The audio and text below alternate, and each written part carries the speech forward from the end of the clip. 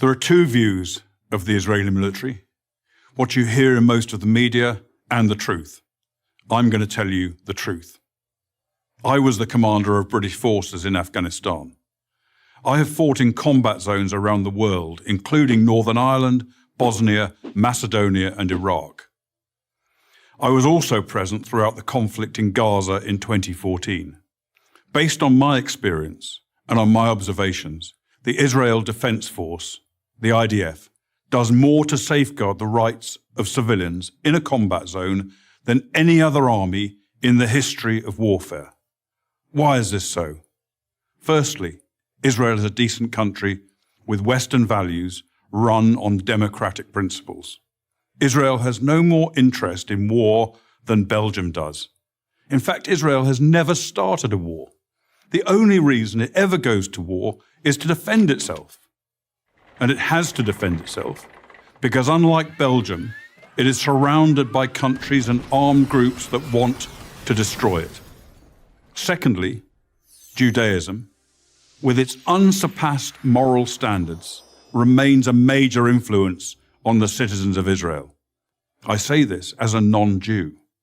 Thirdly, the army is composed overwhelmingly of citizen soldiers. Israel's a small country with a small professional army. To fight a war, it depends on its conscripts and its reservists. These are ordinary citizens, from professors to plumbers, called upon to defend their homes. They don't want to be fighting, and they don't want to harm others. Nowhere was the essential morality and decency of the IDF more evident than in the Gaza war of 2014. If ever there was a purely defensive war, this was it. The war was started by Hamas, the terror organization, designated as such by the US State Department that runs the Gaza Strip. In the first 6 months of 2014, Hamas launched hundreds of rockets at Israeli civilians. After repeated warnings from Israel to stop, the Israeli Air Force finally conducted precision strikes to halt the rocket fire, and the IDF advanced into Gaza to destroy a network of terror tunnels that Hamas had constructed to attack Israeli communities near the Gaza border.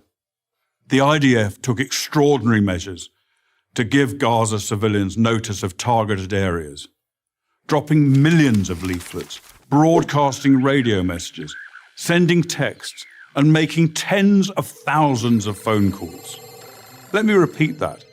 The Israelis called Gazans on their cell phones and told them to leave their residences and move to safety.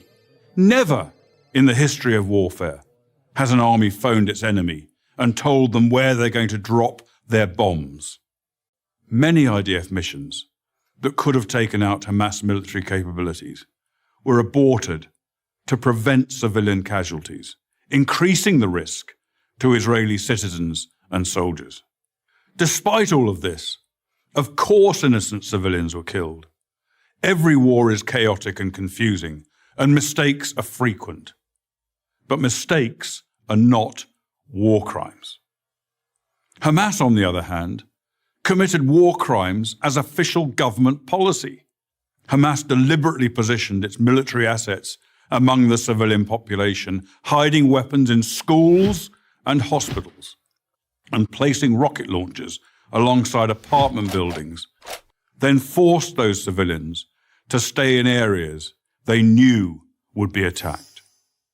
They also instructed their people to report the lie that every Gazan killed was a civilian, even if they were actually fighters. And if there were no civilian deaths, Hamas made them up. Numerous internet sites show Palestinians elaborately staging sniper victims and smashed ambulances, among other phony horrors. It's so common, there's even a term for it, Pallywood, as in Palestinian Hollywood. Ironically, it's the leaders of Hamas themselves who best understand the extraordinary measures the IDF will take to protect innocent civilians. They take full advantage of Israel's decency and adherence to the laws of war. No army takes such risks in order to protect civilians as the Israeli army does. I say this as a professional soldier.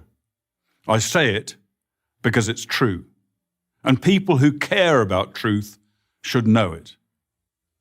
I'm Colonel Richard Kemp for Prager University.